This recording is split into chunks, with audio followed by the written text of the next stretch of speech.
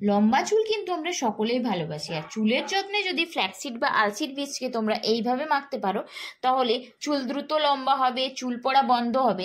চুলের যত্নে আলসিড বীজ কিন্তু খুবই উপকারী। আমি আমার চুলের যত্নে আলসিড বীজকে কিভাবে ব্যবহার করে থাকি সেটাই ভাবলাম আজকে তোমাদের সঙ্গে শেয়ার করি। কিন্তু তার জন্য এই আলসিড বীজ বা ফ্ল্যাক্সিডের সঙ্গে তোমাদেরকে আরও কয়েকটা জিনিস কিন্তু মিশিয়ে ব্যবহার করতে হবে, আর এটা কিন্তু ছেলে মেয়ে উভয়ই ব্যবহার করতে পারো।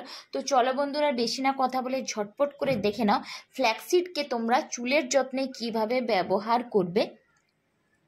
তো তার আগে বলবো, এখনো পর্যন্ত যারা চ্যানেলটিকে সাবস্ক্রাইব করনি তারা চ্যানেলটিকে অবশ্যই সাবস্ক্রাইব করে রেখো। প্রথমেই তোমাদের প্রয়োজন কিন্তু অ্যালোভেরা জেল। অ্যালোভেরা জেল কিন্তু চুলের জন্য খুবই উপকারী। আমি এখানে অ্যালোভেরার যে গাছের পাতা হয় সেই টাটকা পাতাটা নিয়েছি। অ্যালোভেরা পাতা ব্যবহার করার আগে তোমরা মনে রাখবে, অ্যালোভেরা পাতাটা তোলার সময় দেখবে একটা হলুদ রঙের রস বেরোয়, সেটাকে কিন্তু কখনোই ব্যবহার করবে না।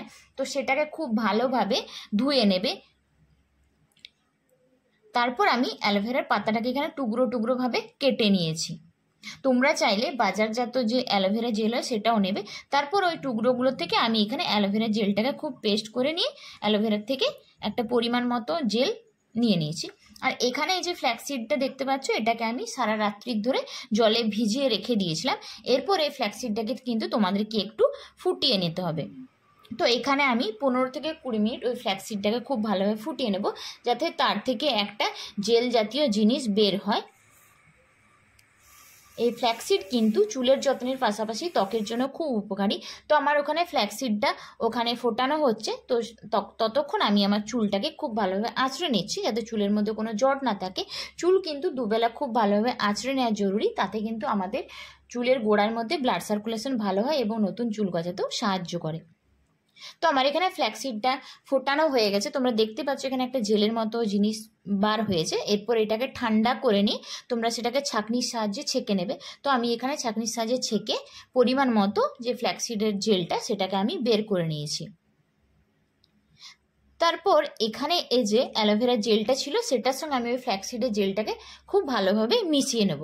এরপর তোমাদেরকে এটার সঙ্গে আরেকটা জিনিস মেশাতে হবে, মধু। এই মধু কিন্তু আমাদের চুলের জন্য খুবই উপকারী। যাদের চুল প্রচণ্ড পরিমাণে ড্রাই তাদের চুলের জন্য মধু খুব উপকারী।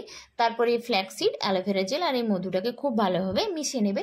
তোমরা চাইলে এর সঙ্গে যে কোনো তেলও কিন্তু মেশাতে পারো, যে তেল তোমরা ব্যবহার করো। কারণ আমি রাত্রিবেলাতে মাথার মধ্যে তেল মালিশ করে রেখেছিলাম, সেই কারণে আর তেল ব্যবহার করছি না। তোমরা চাইলে এখানে কোকোনাট অয়েল, আমন্ড অয়েলও তোমরা মেশাতে পারো, কিংবা ভিটামিন ই ক্যাপসুলও তোমরা এখানে মেশাতে পারো। তো আমার এখানে হেয়ার প্যাকটা রেডি হয়ে গেছে।